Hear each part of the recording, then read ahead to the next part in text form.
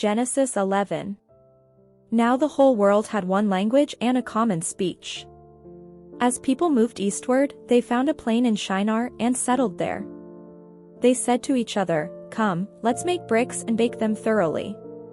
They used brick instead of stone, and tar for mortar. Then they said, "Come, let us build ourselves a city, with a tower that reaches to the heavens, so that we may make a name for ourselves, otherwise we will be scattered over the face of the whole earth." But the Lord came down to see the city and the tower the people were building.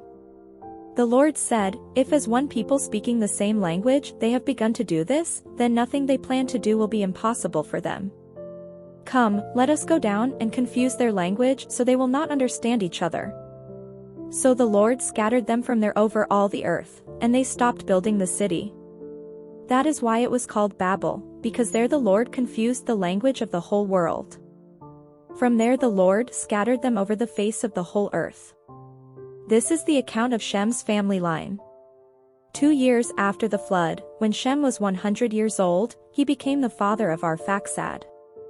And after he became the father of Arphaxad, Shem lived 500 years and had other sons and daughters. When Arphaxad had lived 35 years, he became the father of Shelah. And after he became the father of Shelah, Arphaxad lived 403 years and had other sons and daughters. When Shelah had lived 30 years, he became the father of Eber. And after he became the father of Eber, Shelah lived 403 years and had other sons and daughters. When Eber had lived 34 years, he became the father of Peleg. And after he became the father of Peleg, Eber lived 430 years and had other sons and daughters. When Peleg had lived 30 years, he became the father of Reu. And after he became the father of Reu, Peleg lived 209 years and had other sons and daughters. When Reu had lived 32 years, he became the father of Serug. And after he became the father of Serug, Reu lived 207 years and had other sons and daughters. When Serug had lived 30 years, he became the father of Nahor.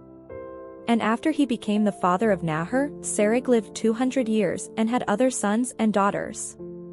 When Nahor had lived 29 years, he became the father of Terah. And after he became the father of Terah, Nahor lived 119 years and had other sons and daughters. After Terah had lived 70 years, he became the father of Abram, Nahor and Haran. This is the account of Terah's family line. Terah became the father of Abram, Nahor and Haran. And Haran became the father of Lot. While his father Terah was still alive, Haran died in Ur of the Chaldeans, in the land of his birth. Abram and Nahor both married. The name of Abram's wife was Sarai, and the name of Nahor's wife was Milcah. She was the daughter of Haran, the father of both Milcah and Iscah. Now Sarai was childless because she was not able to conceive. Terah took his son Abram, his grandson Lot son of Haran, and his daughter-in-law Sarai, the wife of his son Abram, and together they set out from Ur of the Chaldeans to go to Canaan. But when they came to Haran, they settled there. Terah lived 205 years, and he died in Haran.